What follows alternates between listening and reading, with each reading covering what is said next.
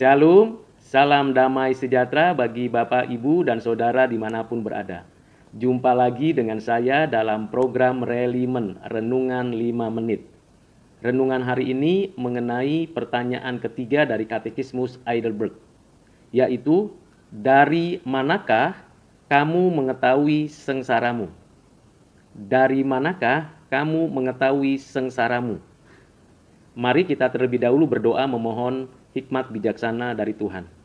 Ya Bapa, kasihanilah kami agar kami diberi pengertian akan kebenaran-Mu. Perenungan hari ini memberikan kepada kami pencerahan untuk kami menjadi pelaku firman-Mu. Berkatilah kami dan sertailah kami. Dalam nama-Mu Tuhan Yesus kami berdoa. Amin. Bapak, Ibu, dan Saudara yang kekasih di dalam Kristus. Pertanyaan ini sangat krusial di dalam kehidupan kita. Kita acap kali melihat dan mendengar, bahkan memperhatikan banyak orang yang tidak mengetahui bahaya yang sedang dihadapinya.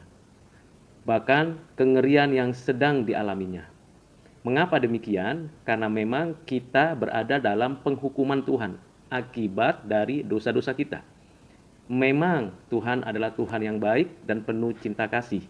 Tetapi Tuhan yang kita percaya dan kita sembah adalah Tuhan yang adil, yang membenci perbuatan dosa.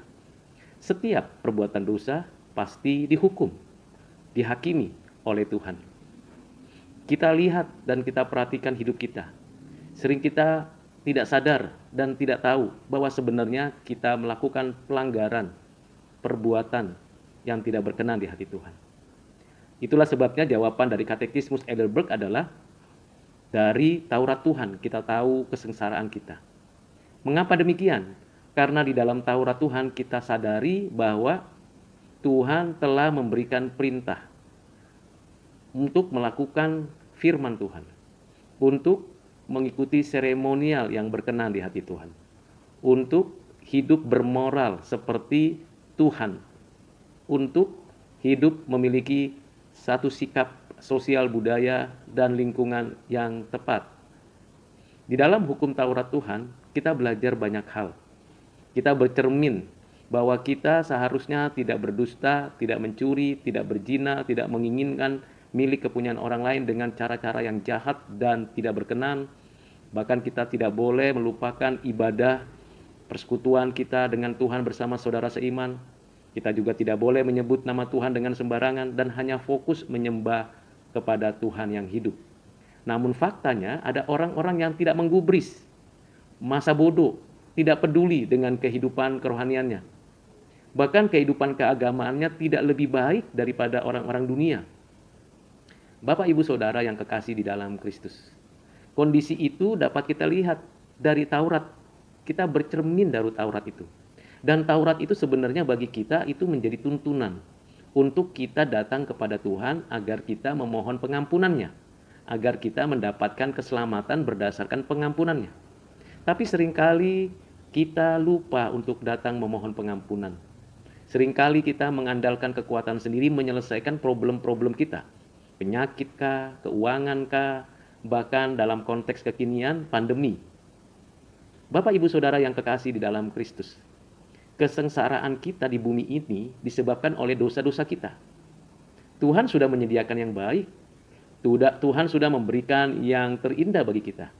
Tapi kita seringkali mengabaikannya, menganggap sepi didikannya, dan merasa diri lebih hebat dari yang lain. Karena itu, marilah kita, Bapak, Ibu, dan Saudara sekalian, untuk bersama-sama memohon pengampunan dari Tuhan. Tinggalkan dosa apapun alasannya, tinggalkan kebiasaan buruk apapun yang mungkin harus kita lakukan. Mari kita berjuang bersama, menjadi orang yang mengikuti seremonial yang baik, mengikuti moralitas yang benar, dan melakukan hal-hal yang betul-betul menunjukkan kehidupan sosial budaya yang berkenan di hati Tuhan. Kiranya renungan singkat ini mendorong kita untuk semakin cinta Tuhan dan meninggalkan kesengsaraan kita. Dengan demikian, Bapak, Ibu, Saudara, kita tahu kesengsaraan kita dari mana asalnya, dan kita tahu bagaimana kita dapat menyelesaikannya. Dan seluruhnya itu semata-mata karena anugerah dari Allah di dalam Kristus.